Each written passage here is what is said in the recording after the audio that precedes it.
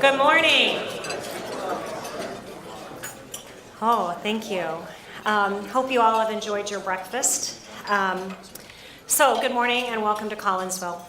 My name is Donna Green. I'm a city council member here, and I personally want to thank you for joining us this morning. Before we begin, I have a quick little announcement and then a few introductions of some key people that are joining us this morning. First is the announcement. On your table, you're going to see a flyer like this introducing the CEO program. This program will be brought to the students of Triad and Collinsville. We have asked the Triad students to join us in this program, and it's called Creating Entrepreneurship Opportunities. And this program is brought to the school districts by the business community. This flyer is inviting you to come back next Thursday, same time, basically the same place for breakfast again. Could I ask the board members for CEO that are with us this morning to please stand? As we go through this morning, pick up a flyer, please, and talk to, and I'm one of them too, talk to one of these board members about this, but please feel free to join us. You can email Kim to let us know you're coming so we can plan on you. But I would love for you to learn more, so speak to one of the board members about that, please. Now for a few introductions. I would first like to introduce Mayor Miller, if you would please stand, and fellow council members David Jerome and Cheryl Brombelich.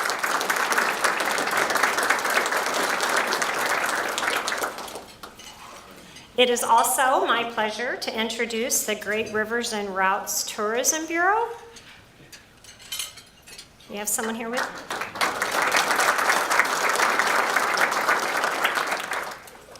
And finally, the members of the Economic Development Commission that are in the room. Could you please stand?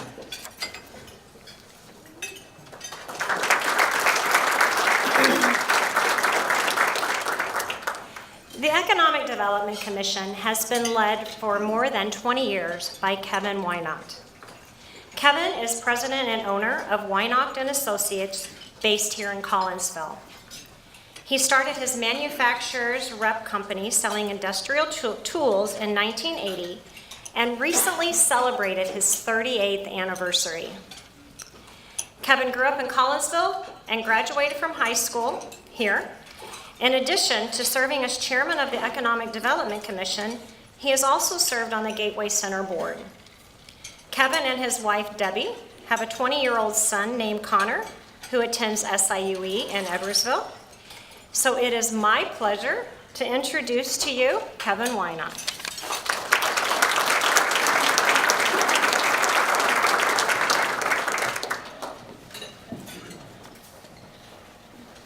Good morning. I'm Kevin Weinacht, chairman of the EDC, and I grew up in Collinsville, and I'm proud to say that. I'm proud that people with a vision worked hard and took risk in order to build a future for their city many, many years ago. However, in the past 20 years that I've been the chairman of the EDC, I've seen many opportunities pass us by due to the city not being ready for them. Whether it was due to insufficient infrastructure or the reputation of just not being interested in development. We did not seize those opportunities. This lack of preparation for growth and unwillingness to take risk really hurt our city. We have missed out on opportunities over the years like St. Clair Square.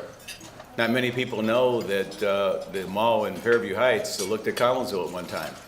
And back then, they didn't want to bring water down below the hill, so we missed on that opportunity.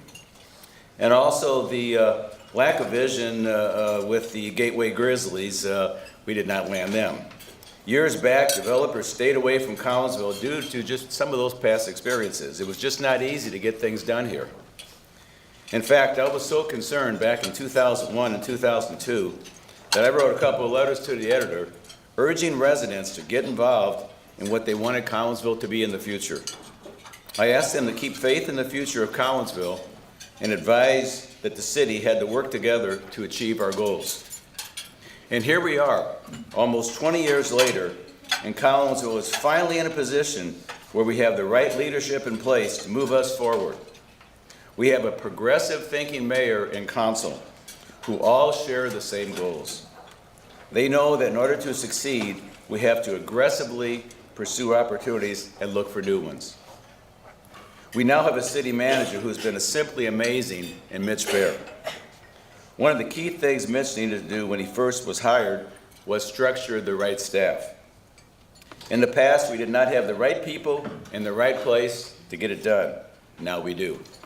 We have a professional staff, a mayor, council, city manager, and his staff that all work together. And that's very important, especially for development. They're all on the same team. That's what the buzz is about. The excitement I'm hearing all the time from developers about Collinsville. They want to be part of what's going on here.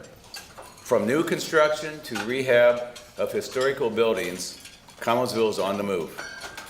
Just think if we had the leaders in place today, like for yesterday, we had a go-getter city manager like Mitch Baer and his staff, our city would look completely different.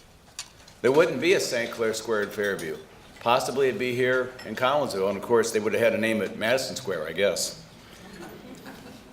If we'd have had a vision for the Gateway Grizzlies ballpark, that would have been awesome, because those developments would have accelerated all kinds of development in the future. Well, we don't have that, and that's our fault, but that's all in the past. Now we have all the pieces of the puzzle fitting together. Now is the time. Development is here, and more is coming.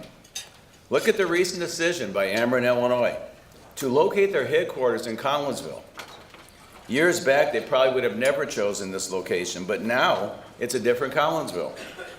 They could have chosen anywhere in the state, but they're here, and that's a great thing. You know, we still have the same great location like we had years back, but now we are ready for development, and that word is out. Collinsville is eager and open for development and ready for business. We look forward to working with all of you to make my hometown your next home for development. Thank you.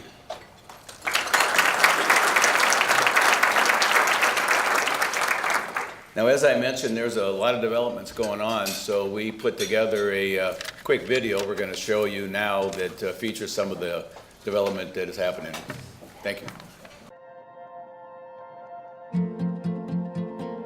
The location of a business, large or small, is vital to its success.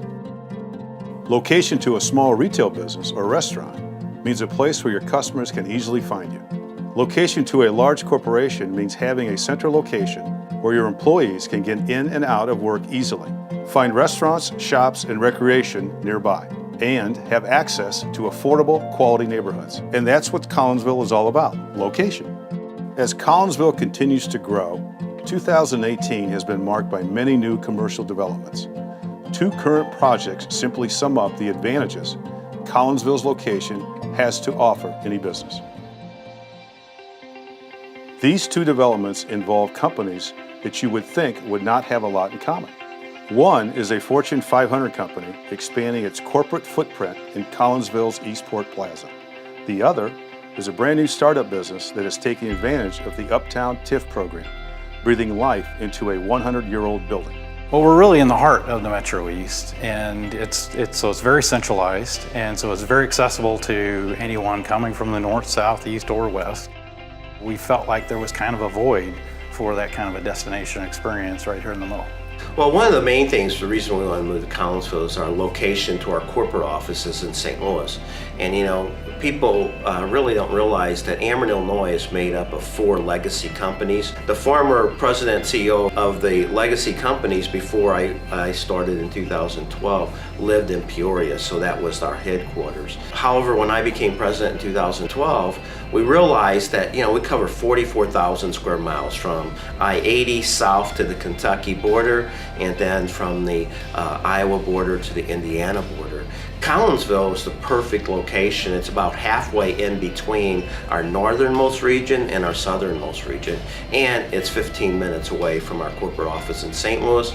Great location, access to highways and roads. That way we didn't have employees traveling from, you know, maybe down in Anna all the way up to Peoria for a meeting.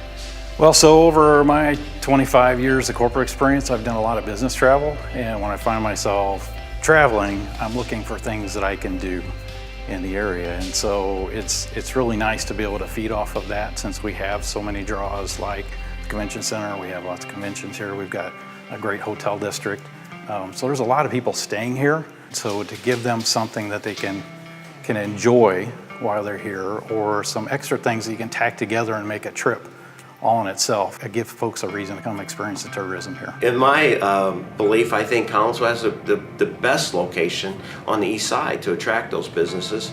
That's why we decided to build our building here. I grew up in Collinsville. I realized it for a long time. The reason I stay here is because it's access, easy to go to a lot of places, do a lot of things, but have really a great quality of life here, right here in the community. And I think that's something that we can really promote and continue to grow. This is a very affordable place to take on a project like this. From the approachability of us trying to do this in the Grove or Central West End, just with our means, would not be possible. It was very important that we find a place with some history and some character. And being from the area, we were very familiar with this building, and it checked all the boxes for us in terms of what we needed, both from a production standpoint and what we needed infrastructure-wise for a facility and a project like this, but also to have some history and character that makes it unique and makes it an interesting destination. I think property values on the east side are much better than you would find in Missouri and closer to probably other large metropolitan areas. I think property values in southwestern Illinois are very reasonable. So building this building here is going to, will save us a considerable amount of money. Some of our employees are thinking about moving to the area. Housing costs are great here, the price of housing. So employees will have, they look at the price of housing here versus the price of housing in West County or other parts of Missouri. People feel they can buy a lot more for the same price. And so I think all of those are attractive reasons to have a headquarters here in Collinsville. I think it's attractive for us as a corporation, and it's attractive for our employees as a place to live and work themselves. Positioned in the heart of the Metro East, Collinsville's location speaks for itself, with great accessibility and only minutes away from St. Louis. But location is not the only thing Collinsville has to offer. For our residents, we have an affordable housing market, recreational opportunities, along with one-of-a-kind international attractions and community events that celebrate our heritage. For businesses, we have robust incentive programs including TIF and business districts, along with a professional staff that has an appetite for pursuing new business. Once you experience Collinsville, you'll dig our location.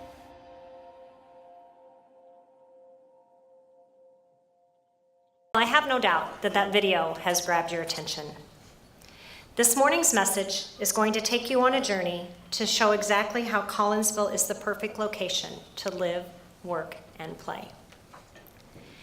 I personally am super excited about the message from our first speaker this morning. Corey Jobe is the director of Illinois Office of Tourism. He is responsible for leading the state's tourism, marketing, and development efforts. In his role, Mr. Jobe works in collaboration with tourism industry professionals across Illinois to promote domestic and international visitor travels and to help grow the state's tourism industry.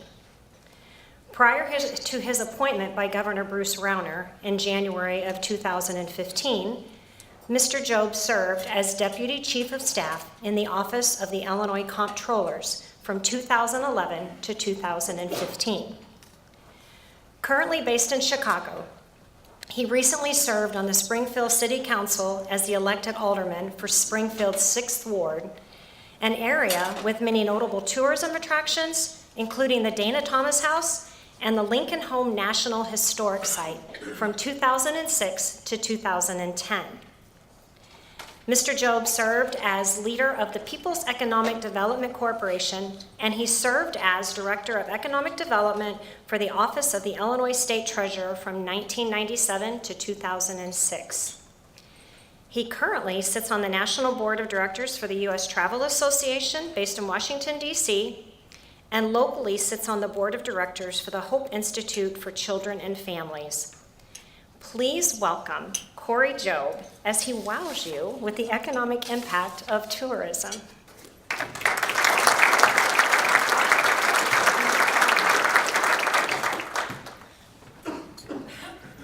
Well, good morning. That was quite a video. I'm very excited, and it's great to be back here in Collinsville today. I want to talk about the economic power that tourism has, and I'm going to maybe bore you with some numbers, but they're very exciting numbers as we have continued to work to attract visitors from around the world. And I also want to talk a little bit about what is being coined in the tourism industry as the halo effect of tourism. And I think it's perfect for this room to discuss the power, the halo effect, and the economic impact that tourism has. Obviously, most of you know how vital it is, and our office works very closely with Brett and his team at the Rivers and Routes Convention and Visitor Bureau, not only attracting visitors, domestic visitors from around the Midwest to Illinois, but also international visitors who see Illinois in the heartland of America, the new frontier of a place to visit. You know, the power of travel is pretty remarkable. Right here on the screen I have 1 in 9 jobs in the United States are supported by the $2.4 trillion tourism industry. And according to the U.S. travel industry, it's America's 7th largest employer. The industry supports a total of 15.6 million domestic jobs and directly employs 8.8 million workers across the country. And that's from coastal cities to here in the heartland of America to the east side of our country. What's more, the travel industry has created jobs faster than any other sector. From 2010 to 2016, travel employment grew by 17% versus 13% for the rest of the private sector. When it was all said and done, the travel industry had generated 9% of all new jobs in the United States. Now, right here in Illinois, we are doing the same. The tourism industry supported nearly 336,000 jobs in 2017, and that has increased by 20,000 new jobs since 2015 alone. Last year here in the state, we welcomed 114 million visitors. Those were both domestic and international visitors, and that was an increase of over 1.5 million visitors from 2016. Of those 111 million were domestic, 3 million were from our international markets, and of those 111 million domestic visitors, 17% were here for business, so we have some real opportunity there, but 83% were here for leisure. And our job at the Illinois Office of Tourism is really to sell the state as the next big leisure destination. And 83% of that market is leisure visitors, and they're just not coming to Chicago, they're just not coming to Springfield, they're traveling historic Route 66. They want to see the real America, they want to get out and adventure across our state.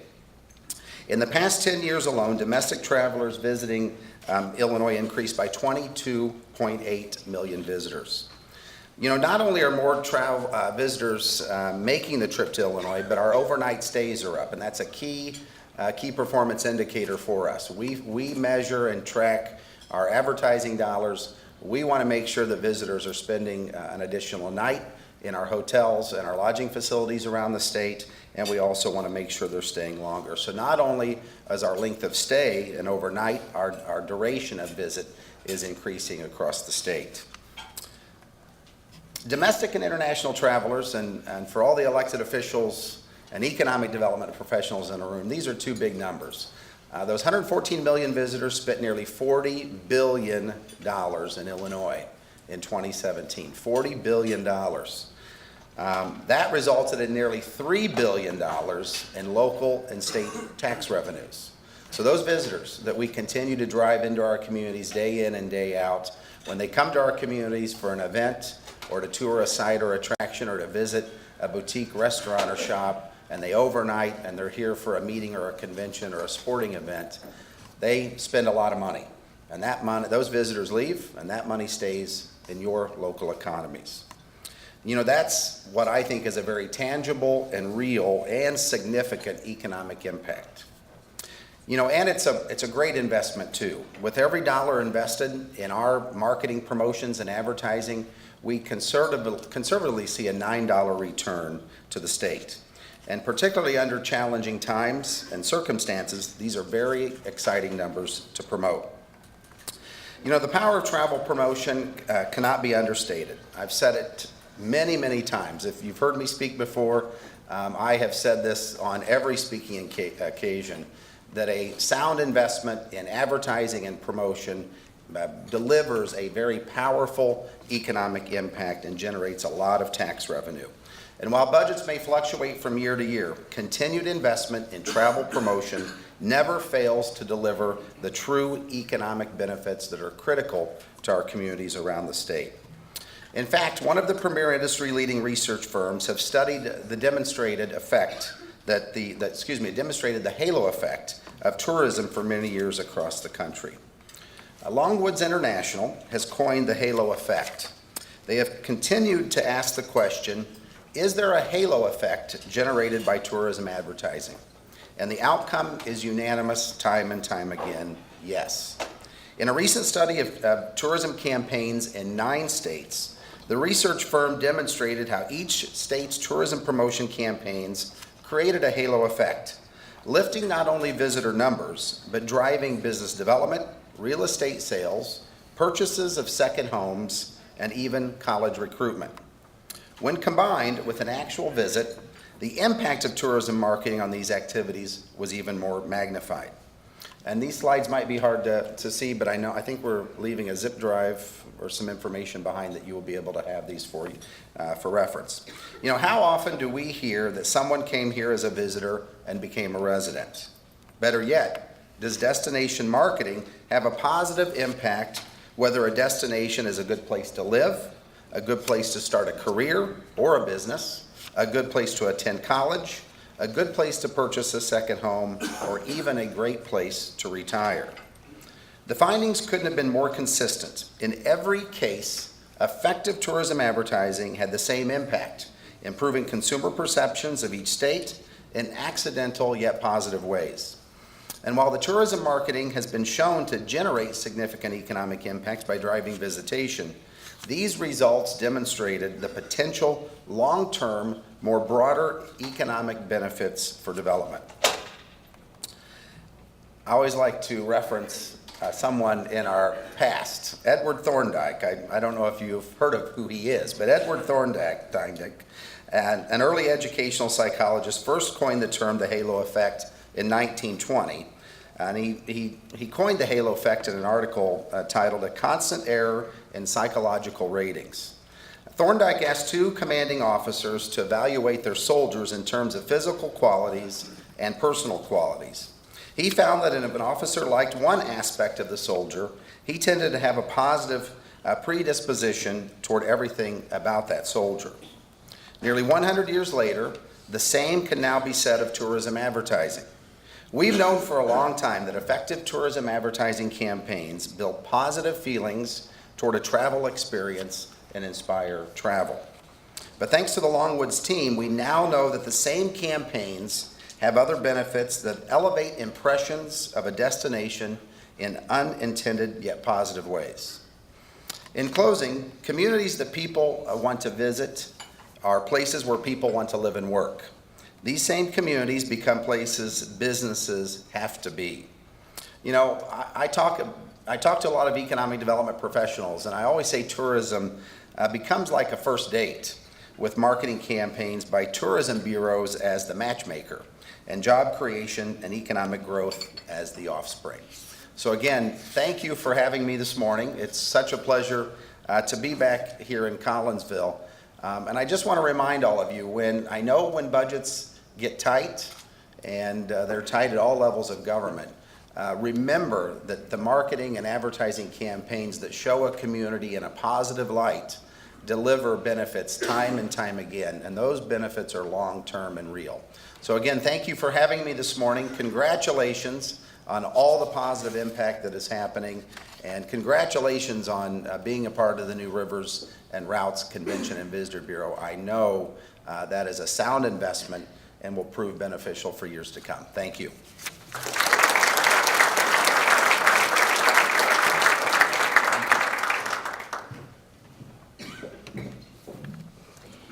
Thank you, Corey.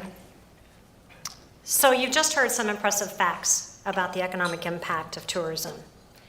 Now, we would like to bring that information a little closer to home. Our next speaker is Brett Stawar.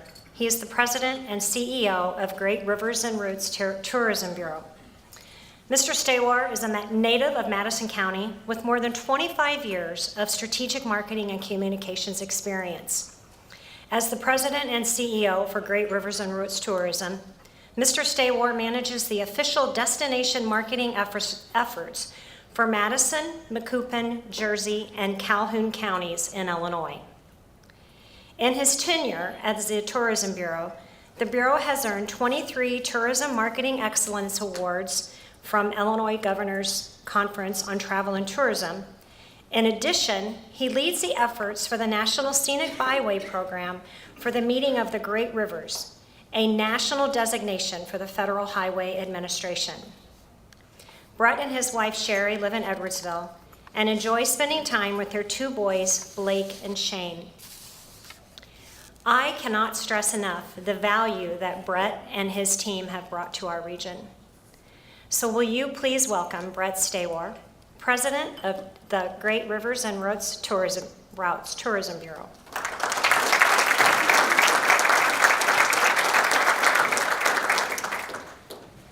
Thank you, Donna. It's been our privilege also to join ranks with the city of Collinsville and the region in developing this brand, and that's a little bit of what I want to talk to you about today. It's also a pleasure to work with Corey and the Office of Tourism on everything that we're doing together. Most of you heard the name Convention and Visitor Bureau, but have many of you heard that before today? Do you raise your hand if you know what a CVB is or does? All right, we're getting half the room at least. That's pretty good. There's a new kind of trendy way to call Convention and Visitor Bureau because that's like an 80s term, right? Now we are more focused on destination marketing and destination management. So we blend the two. It's not just about doing advertising and developing content. It's about developing a path for the future and looking at the product development that we have in a region, what's missing, and where we need to go. And Collinsville is on the verge of some pretty exciting stuff. We cannot be more excited to work with a progressive community like Collinsville, and you'll hear from Mitch about all that excitement here shortly. So, who we are, we're that DMO. We're that destination marketing organization, and we've kind of recoined ourselves. Prior to this, we were the Alton Regional Convention and Visitor Bureau. Now we are Great Rivers and Routes Tourism Bureau, or Routes, depending on who you're talking to. Native, salt of the earth kind of guy I am, it's a route, unless I'm talking Route 66. So just remember that. But our vision really is that connection, to take that traveler from Springfield, Illinois, as they leave on Route 66, and take them all the way through each community, Collinsville included, to St. Louis, where they're going to connect and probably continue on that path. But we want them to stay here in Collinsville. We've got a wonderful set of hotels and options that people can stay at. That's one angle of our destination. The other one is the Great River Road. So this is the only place in America where these two iconic roads come together. You've got the Mother Road meeting with the Great River Road, and that's right here in Madison County. So our job as the DMO is to bundle all of these assets together and make it attractive to travelers, whether they're from the UK, where Corey and I will be next week, or they're from China, or they're from Chicago, or quite honestly, if they're from Madison County. We want people to come out and enjoy and see what we have to do. It is all about economics though, and to follow up on some of Corey's trends, statewide, we drilled it down and wanted to show you what it looked like in Madison County. So Madison County, if you didn't know, is a pretty powerful county when it comes to tourism. We are the 8th largest tourism market in the state of Illinois, and we have a mighty force that represents that. So our full-time employees who work in the county, 3,280 people are employed by the tourism industry full-time in Madison County. We also know that in 2017, they spent almost $400 million in travel expenditures when visitors came to Madison County. And our local tax receipts from Collinsville to Godfrey to Alton to Edwardsville and everywhere in between, $7.8 million was collected by our local tax, communities and governments that really support the quality of life in each of our communities and the region. And just so you know, that number 8 rank, because I like to brag a little bit, and my friends in the rest of the tourism industry in the state, that's above Peoria, that's above Bloomington, that's above Champaign. Those are massive markets. So we're right up there with them and actually right ahead of them. Watch out, Springfield. Corey's not there anymore because I got your eye on Sangamon next. So we'd like to continue to climb up. We're 8 now, so let's talk again in 5 years, 10 years, and see if we're the top 5. That is a real possibility with all the momentum we have going on here in the region. So, if I didn't mention Collinsville's hotel impact, it's huge. So from the county, and let's drill it down to the city, you've got a huge convention center right here with almost 1,000 hotel rooms within a block of this very center. So in the past 28 days, we get reports on what we call occupancy rates, how full are our hotels, what kind of revenue are they bringing in. And we just took a snapshot of the Collinsville hotels and looked at it at a 28-day period in September, because we get them once a week, so 7 times 4 is 28. And they had more than $1.3 million, almost $1.4 million in revenue coming in just from those hotel rooms in Collinsville over a 28-day period. Our average daily rate, fluctuates. We've got everything from the Super 8 to the DoubleTree that have various rates, and those are all in the 80s, which are healthy average daily rates. And then we also have the occupancy, which is in the 60s, and for September, that's a very good number. October typically gets a little bit higher, so we're anxious to see how the rest of this month plays out. So, going back to Corey's message, though, we do believe that tourism is an important economic and quality of life enhancement tool for all of us. It does start with a visit, and our board and a lot of CVBs and DMOs throughout the country follow this model. We believe it starts with a visit. So if you build a place where people want to live, you build a place where people want to work. And if you build a place where people want to work, you build a place where business has to be. It all starts with a visit, and that visit doesn't happen without your Convention and Visitor Bureau, your state tourism office, and quite honestly, everybody in this room. It takes all of us working together to get that momentum going and to get the threads of our community and destination out to the travelers and about this place. So, how do we do that? How do we get them in? It takes storytelling. It takes creative storytelling, emotional appeal. My friends at PGAV, I'm stealing this from them because I like it. It talks about human beings have been telling each other stories since the first bonfire. Think about that. When's the last time you said, "You're never going to believe this one"? It all started when, or once upon a time. You hear those over and over again, and I'm sure you've all repeated those and told your own fabric and your own way of telling a story. We're telling the story of this destination. We're building content, and we're excited to get into the next phase and chapter of that development. The power of storytelling is real. Stories do cut through time. We remember them as humans, and we love retelling them. They really stitch our lives together. And now a new narrative is coming to life. So I mentioned earlier, right here in Collinsville, the Mother Road meets the Great River Road. That in and of itself is a tremendous story and angle that we can get travelers. But did you know also the National Road traveled here and stopped here? And this goes back to Thomas Jefferson days. The first federally funded road, Cumberland Road, which is now known as National Road, came through. And you can still see remnants of that today, going through Main Street in Collinsville all the way down to the mountains. We are also the meeting of the great rivers. That's where the Illinois, the Mississippi, and Missouri all come together. That is the third largest watershed in the entire world. It's a big deal. Everybody else that has a river thinks it's a river until they see the mighty Mississippi. Oh, and then the Missouri. Oh, and then the Illinois. And that confluence has created a wonderful culture through generations and through time, all civilizations, really. We are the beginning of the American Bottoms. If you haven't heard that term, all you do is have to look around. You'll see that we are definitely in what is considered the Mississippi Valley. This is where the Mississippi opens up wide and travels its way all the way down to the Gulf. That, through time, has had civilizations stay here, live here, and benefit from that. We're just here right now for this piece of time in this era of history. But there are waves of history that really meet new generations right here in Collinsville. And we can't be more excited about all the assets and all the amenities that you have in place that are going to continue to evolve. So we have a new lens. I'm sorry you can't read that. I'll make it bigger next time. But I'll tell you what it says. We do have a new website, just launched last week, riversandroutes.com. Check it out, follow it. You can see everything going on Route 66, everything going on the Great River Road, and everywhere in between. We've got new social media handles that are out. They're going to continue to tell Collinsville's story with the rest of the region. And those are at Great Rivers and Routes, or at Rivers and Routes, on both Instagram, Twitter, Facebook, Pinterest, and all the usual suspects. And we are also doing that DMO planning, the destination planning toolkit that we talked about. We do tourism vision planning once a year with our partners, and we'll be doing that again in March to actually meet with our communities, our stakeholders, the people who own properties or the people that run attractions, and figuring out what's their vision, where can we all go as a region, and how do we get behind them. And then there's the advertising and social media support that we do, the media relations, all the things that our bureau does. We have about 9 full-time staff that work for us.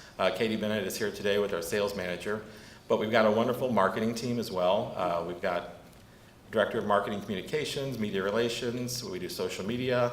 We also have, we run a visitor center. It's actually a regional visitor center out of Alton, if you haven't been to the one there. We will answer questions about Collinsville. We take actual group tour reservations for Cahokia Mounds, as well as the Lewis and Clark site in Hartford, and the National Great Rivers Museum in Alton. So we are talking to the traveler at all components, whether it's an education field trip or a motor coach. A lot of things going on. So a lot of new stories. Collinsville's full of great opportunities. If you want impact and ROI, it's clear that you need to invest in Great Rivers and Routes, but you really need to invest in Collinsville. This is a wonderful destination. This is the hub of a lot of our activity here in Madison County, and simply the greatest opportunity in front of you. So with that, I'm going to leave with a video. This is a brand new debut of the Rivers and Routes region, 90 seconds, but just a quick snippet of ways that we're going to start talking to the traveler. Thank you for your time.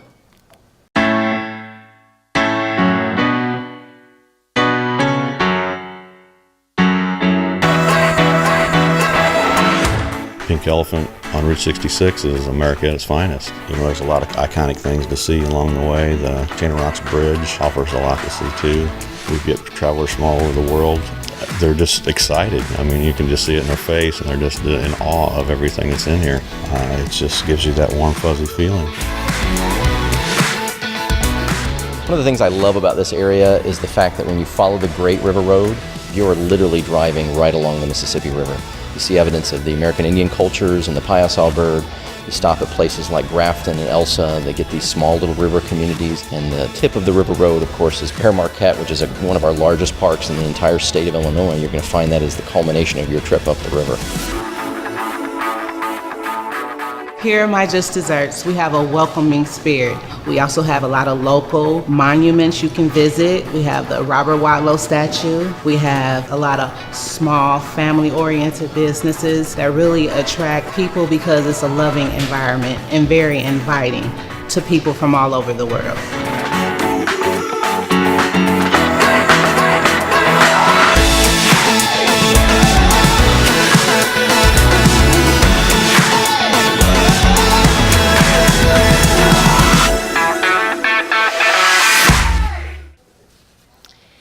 As if the information given to you at this point was not impressive enough, it is time to show you what all of this means for Collinsville and you. So a conversation with our final speaker tonight, or this morning, sorry, can be at times like a cardio workout. Just 3 short years ago, he was unleashed as city manager and has since then brought the much needed leadership and direction to the city of Collinsville. I think I can speak for the entire council that it has been an absolute pleasure to serve this community with Mitch Baer. So Mitch has been employed in local government for 22 years. He earned his Bachelor's of Arts degree from St. Ambrose University in 1995 with dual majors in political science and philosophy, as well as pre-law certificate. Mitch earned a Master's of Public Administration degree from Missouri State University in 1997 with dual emphasis in local government administration and policy analysis, and is currently our city manager and director of economic development for the city of Collinsville. Prior to his appointment as city manager in 2015, Mitch was the director of community development for Collinsville for 7 years. Prior to his tenure in Collinsville, he served as city planner in Maryland Heights, Missouri from 1999 to 2008, and as a staff planner for Jefferson County, Missouri from 1997 to 1999, and has been a member of the American Institute of Certified Planners since 2006. It is with much anticipation and joy to introduce Mitch Bear.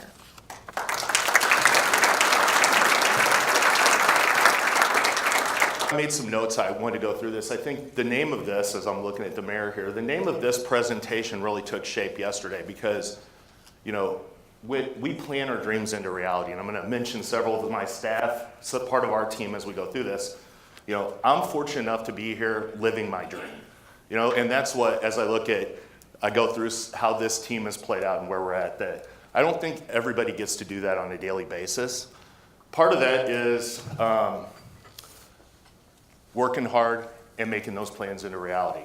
And as you get through it, when you heard from Corey and Brett, when we started down this road, those numbers are impactful. As we'll get through parts of the presentation, I will go to the numbers because I look at Cheryl, and we were always about the analytics. We were on a performance measurement team together when she was city clerk. And it all came about being able to quantify what you're doing. You're business leaders, and what it comes down to you is it comes down to those numbers. It comes down to performance at the end of the day. And as I tell developers, I'm very honest, and I say, we want to have you make a lot of money here. Because when you make a lot of money here, our residents benefit from that. We are able to run the city like a business and buy the services down for them, buy the cost of those services down, and enhance them. And that's critical to running the city like a business, which I think the council will understand this as we go through it. It's also about relationships. As you all know in business, everything you do is about those relationships. And I think you already see that. The relationship we have with the Tourism Bureau and with Brett and his team changes into planning an event like this a month ago, and you have the state director of tourism here. So that should let everybody know our standing in the state of Illinois and where we are and how we fit into that mixture for the state and tourism. And we'll even have a conversation about international impacts of tourism as we kind of go through this. Let's see if I can keep this going. Tourism is critical to the economic success of Illinois. You heard Corey talk about that. You go through the impacts regionally and how we play into that performance. It really comes down to Collinsville and those points. And I think when you get into community building or quality of life in tourism, everybody sees those as very abstract concepts, and we don't know what that means. It means we take a vacation or whatever, and we kind of just dismiss it. But it really comes down to quantifying those numbers and turning that into reality.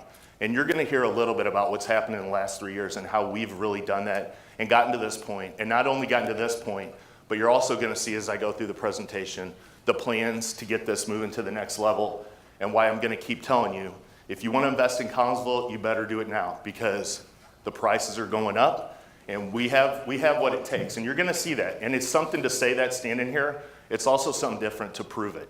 And that's part of our message is I think all of us as a team, the department heads, the city council, we're all on the same page.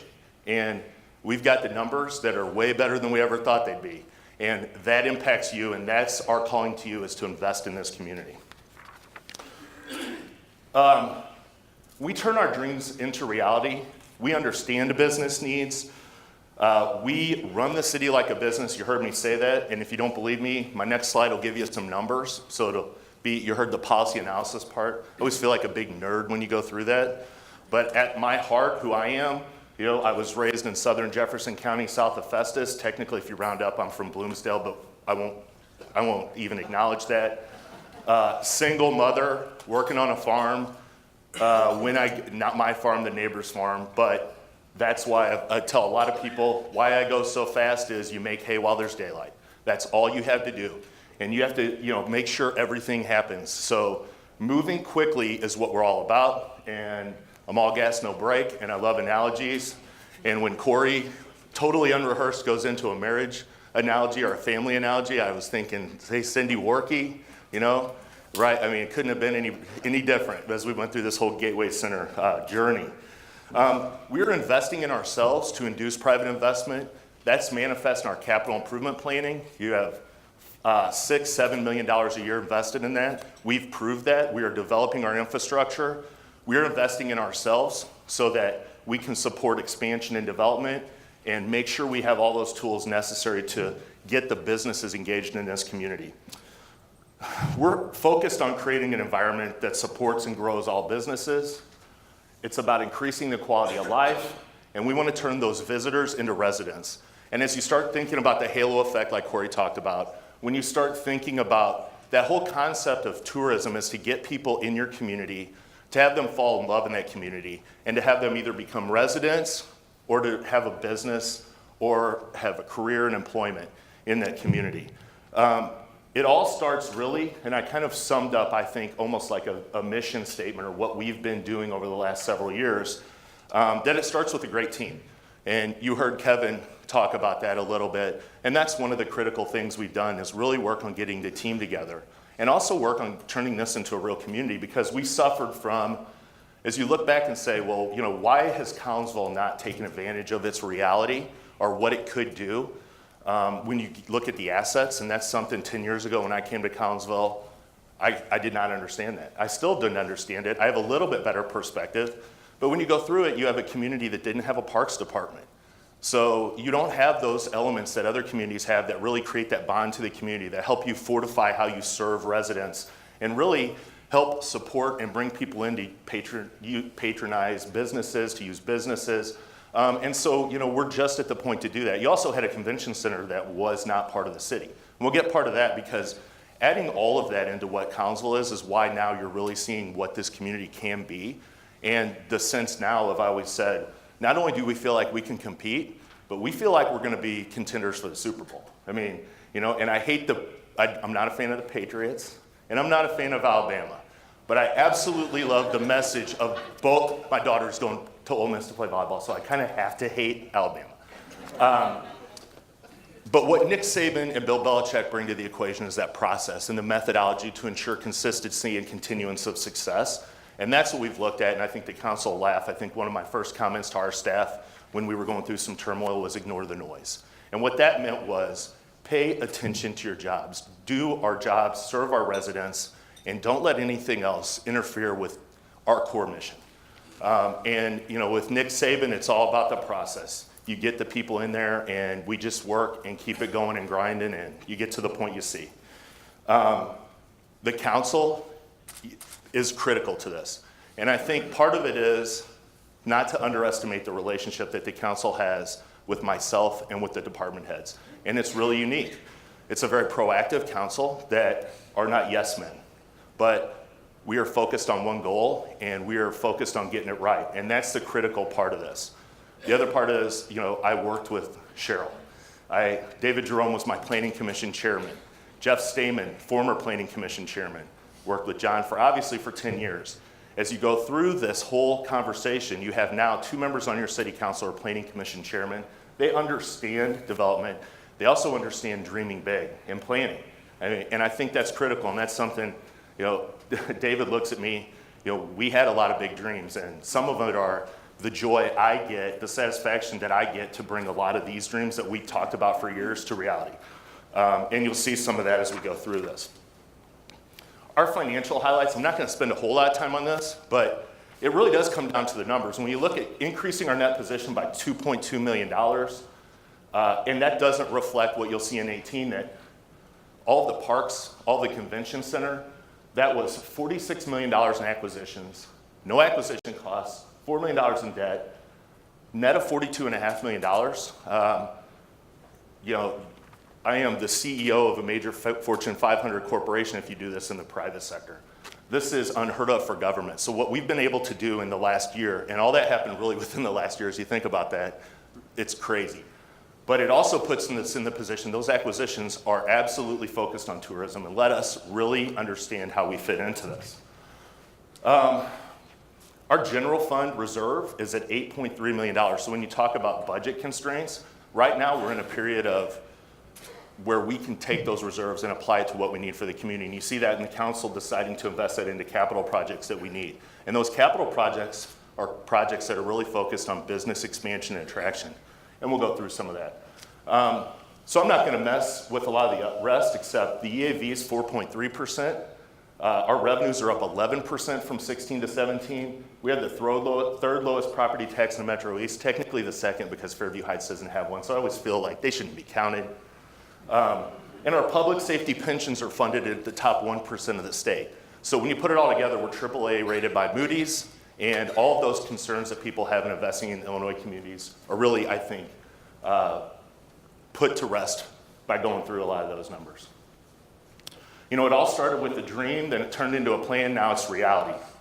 The graphic I have up there is what I feel like, as I thought through this and thought about our journey is where we're at, because really what this message this morning is that journey, where we're at, and our whole narrative telling our story. And that was, as we went through the storytelling, I kind of laughed because I tell everybody, it's all about telling the story. You know, we're not typical government. We have to tell our story, and we have a really good story. We're going to do what others won't do, so tomorrow we can accomplish what others can't. And that's what this is all about. We go through these planning efforts, and you know, I have a lot of jokes. I think Derek and I laugh. I say we're going to do a session for ICMA that says when planners rule the world, because planners, you know, they don't like city managers. City managers don't like planners on both of them, so they don't know what to think about us right now. So it's very interesting. It's also a recipe for success. And I think we started out with this. What we expect out of our team members is something Dennis Kress and I, the Public Works Director, talked about when we were looking at the new water plan. That was, we wanted to select an engineer that showed up to work with his boots on. So when we want people to join our team, the expectation is better be prepared to work very hard every day and show up and put that effort in, because that's the only way you get to the point that we're at.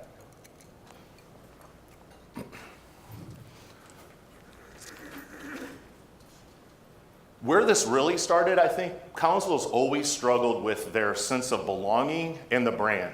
The 10 years I've been here, it's been an issue. And I think all of you in the room have gone through this. We don't really know what to think of Collinsville. We're not going to invest in that because we don't know who we are.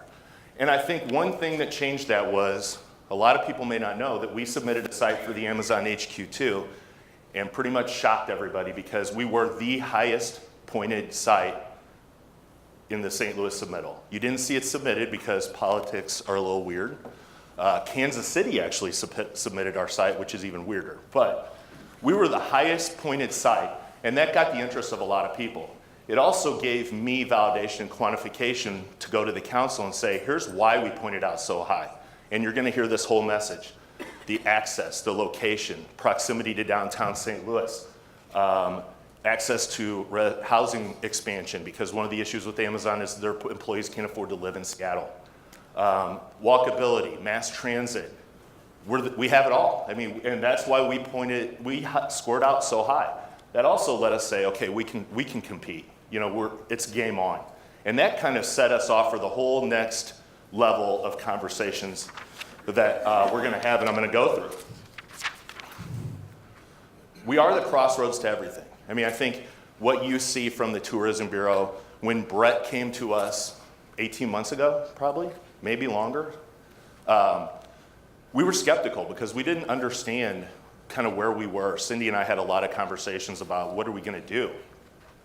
And Brett came to us with an exact, really telling us, here's why, in telling us why we belonged and how we fit with the Tourism Bureau, that helped us define our identity. And that started on this journey. What it comes down to is good luck finding more accessible and better located property that's even close to affordable, because you're gonna go to Winsville and St. Louis to have that happen. And for us, for distribution businesses and everything else, you can get everywhere from here. And you can beat every interstate from here. And I think a lot of times we're in a position right now, Collinsville, that Chicago and St. Louis were in with the railroad expansion. This is a new opportunity. We're seeing more interest in people wanting to be here. You see that with Ameren, and we'll get into that again in a little bit more detail. But that's why we're successful. We have great access and great location and affordable property values. So when you get into it, you can see the arch from here. And if you're from Missouri, everybody's scared to come to Illinois, but you can see the arch. It's that I can see the shore from my boat. I know I'm okay. And that's a tremendous opportunity as we go through this. We're 10 miles to downtown. We're 18 miles to Clayton. We're 24 miles to Lambert Airport. And the land economics are affordable. And that's hard to find anywhere else at this point. So I'm going to kind of go through what's happened. And I think the biggest one is where you're at now, the Gateway Convention Center, and the fact that now that's under the management of the city. And how that started is we went through a long-range plan, a strategic plan development for the Gateway Center. The first part of that, I'll go back to the numbers. The first part was predicated on the economic and fiscal impact of the center to the market. $36 million economic impact in 2016. And I think that's what let us all realize how important it was. Because before in this community, it was always, okay, the convention center's there, but we really don't know its importance. We don't know what it means to the community. And it's just a draw. They're always at the city asking with their hand out. And as we got into this and understood this on what was going on, it was obvious the recommendation was the city needed to bring this under one blanket so that we can maximize the opportunity. Because the other part was, we have budgeted $1.5 million, and the council approved the contract for the design work on Monday night. And we've got a $670, I always forget the number, $75,000, 25? grant from the state that we will integrate in this. And that first wave of renovations is estimated to increase that impact to $45 million.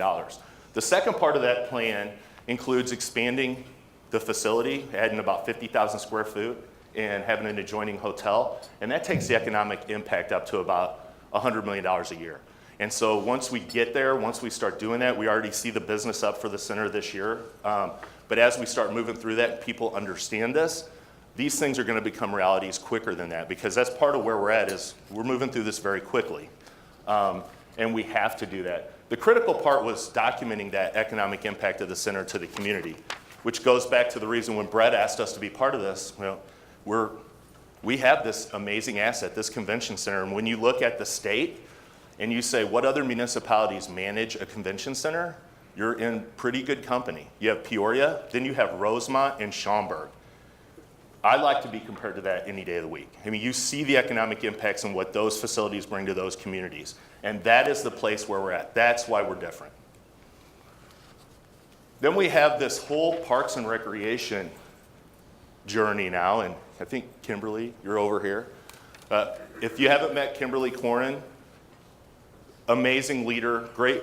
I mean, when she was on the team, it was not only the fact that she's got all of the professional ability to handle those assets, but is a great face for the community and for the department and understands it. And as we go through this, everybody has to understand how each service impacts economic development.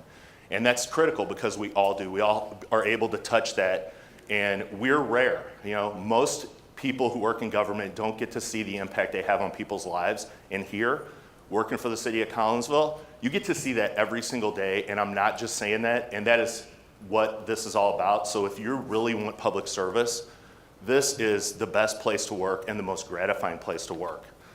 We've got the recreation complex, and I see Brett Swip over here. He's got a little knowledge on the recreation complex. Our goal was to, when we took these facilities over from CARD in the first phase of the acquisition, you know, it was to get this back to a tournament level, to get people engaged, and then to completely redo this facility so that we can go down the road of commercial recreation. And really, Steve Giacoletto and myself had this conversation years ago as we have money vacuumed out of our pockets in youth sports, is we need to get on this train. We need to take advantage of that. And we have a location where we will draw people from 3-4 hours away to come to these tournaments because we're so easy to get to. And so that's the road we're going down now. We've already increased the use of that facility, and so that's moving forward to come. The other one is the Willoughby Heritage Farm, and it's a tremendous asset. It's already a little hidden gem. A lot of people know about it, but a lot of people don't.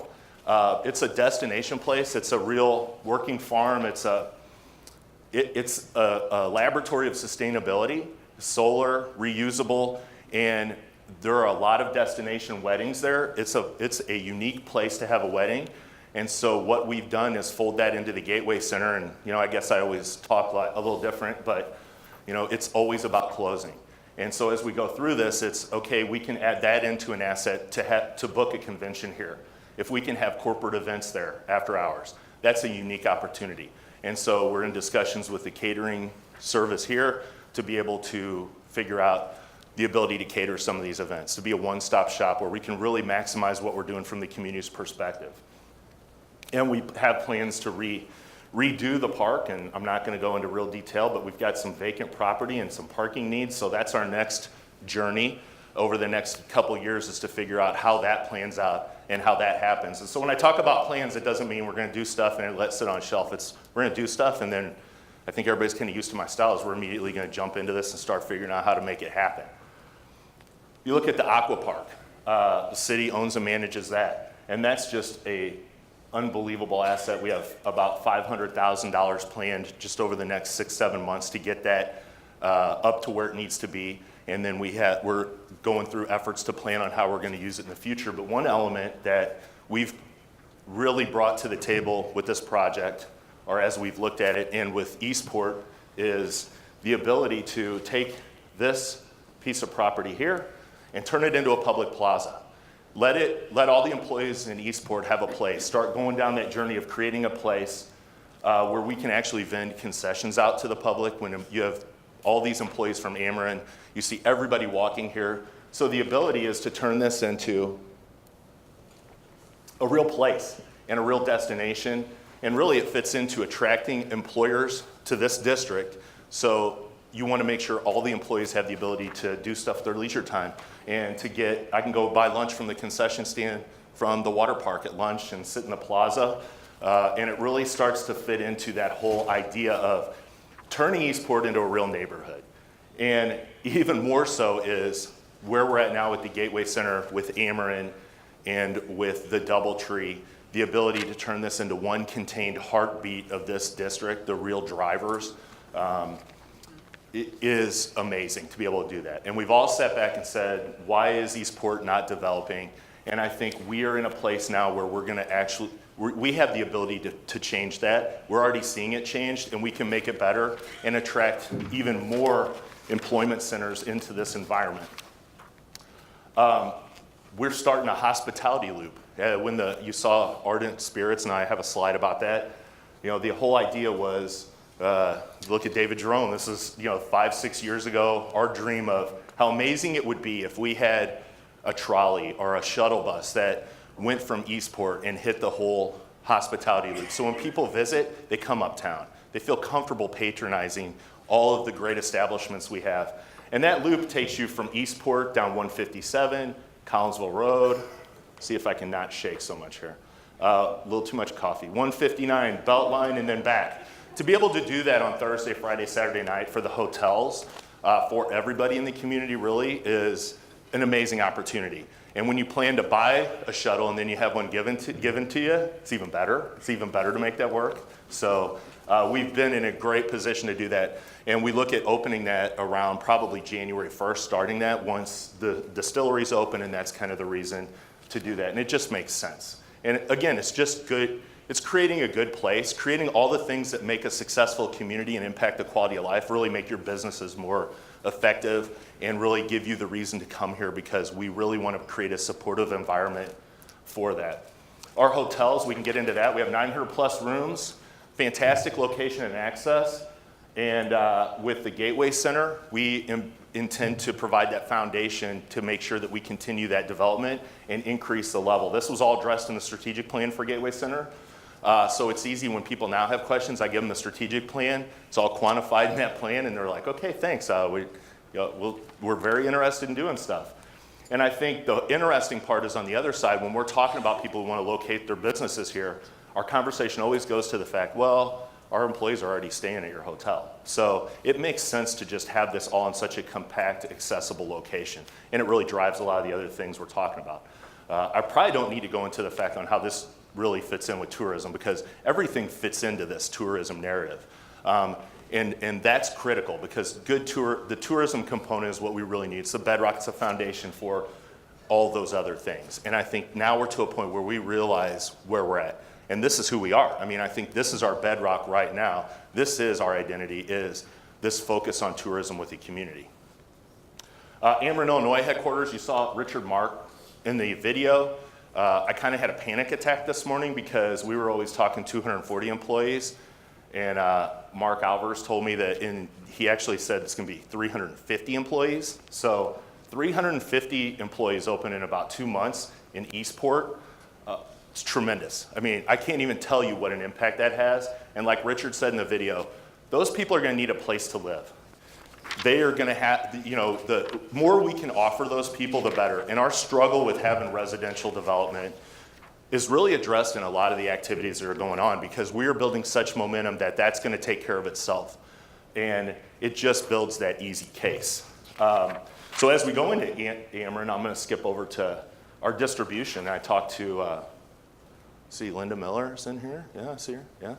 We were talking about everybody wants to do distribution here in this area, which is just north of Horseshoe Lake Road. Really, it's this Forney Lane. And when I talked about the capital improvement plan, you know, our focus is on investing those money to really grow and support that economic development. And part of that is funding of this infrastructure for the first phase to access that distribution area. You're looking at about 400 acres, and I can't even tell you how many people come in here when they have a distribution or efficiency study done.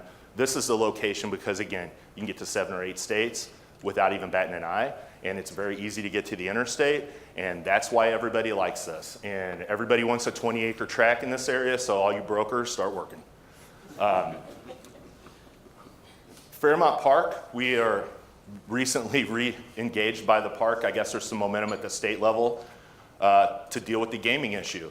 This was included in our TIF and business district for a reason, that when this happened, we were going to facilitate the expansion and the I don't know what word that is, re-energization. I invented words, I feel like George Bush, strategery, okay, folks? So we really wanted to make sure we had everything supportive to do that, and we're ready for that. So I thought it was exciting the other day when the mayor and I got a phone call to sit down and start really working on this momentum and addressing this long-needed issue at the racetrack. And for everybody who's against gambling, horse betting is already gambling, folks. Cahokia Mounds, it's a World Heritage Site, and I've heard this, I don't know the number. How many World Heritage Sites are there? I thought 50-something? Oh, no, there's more than that, but this is the only one in 5 states. This is the only one in 5 states.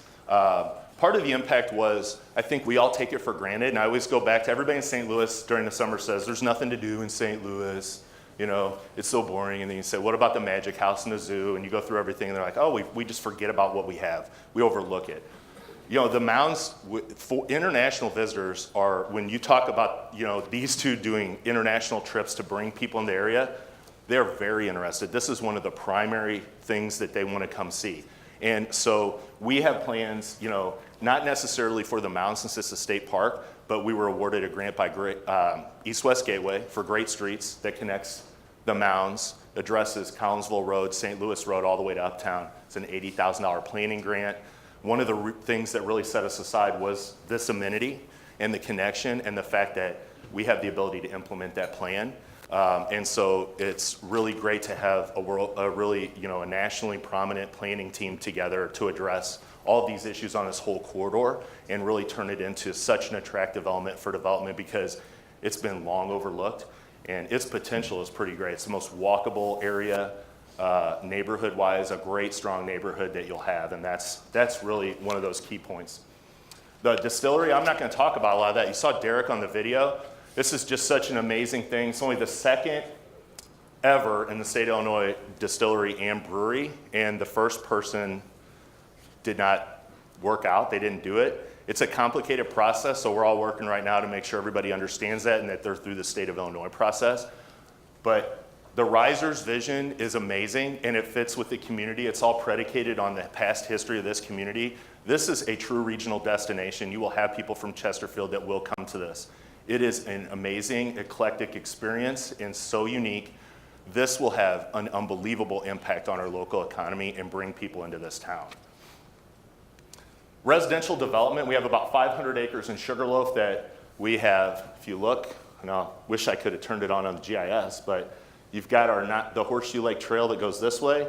This whole area is ready for development. We have a sewer main here. We have the water main planned.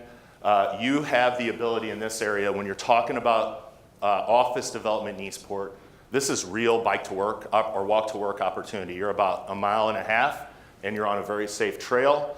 And it's not like in Kirkwood or Webster Groves where I know people who bike to work and they had to take their lives in their own hands. This is a really unique opportunity.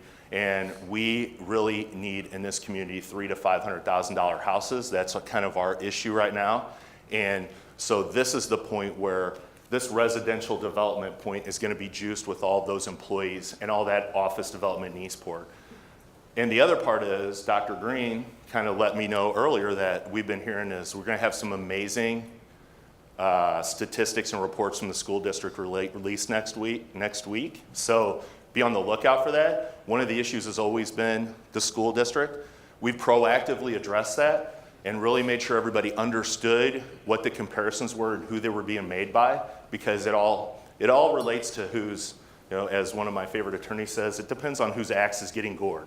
People change that. So it's exciting to see those scores changed and to see the school district really working with the city in a true partnership. And that all affects the ability for residential development. So I'm going to kind of stop here and just tell you guys, I think it's pretty evident why we need to choose Collinsville, why you need to really talk to your investors, why you need to talk to your people to come here, because the window of opportunity closes very quickly. The land economy is going to change rapidly, and we're already seeing that based on what's happened with Ameren. You have a city council, you have a development team, you have all of our staff. We understand economic development. We go through kind of a business analysis when we go that. We're also very supportive of it, and we're very quick and reactive in the process. Essentially, I think somebody told me the other day, if I understand this right, you guys just want to get out of our way. And that's exactly right. We want to have a high quality and we have to follow process, but we don't need to take a year to get through a ridiculous development process. I was in those environments. My Maryland Heights experience has led me that way. You can do everything, but you need to plan that development process around the business plan of the developer and the user. And that's what we do, is we change that process to fit your expectations. And my core value is, you're not going to wait on me. I can guarantee you won't be waiting on me. So it's funny, as we've turned around and the council's heard this, we have repeatedly the private side saying, okay, now you've got all that done. Now we're 2 months behind schedule because we can't get our stuff together. And that's where we want to be. That's our message, is we want to get out of your way. We want to facilitate great development.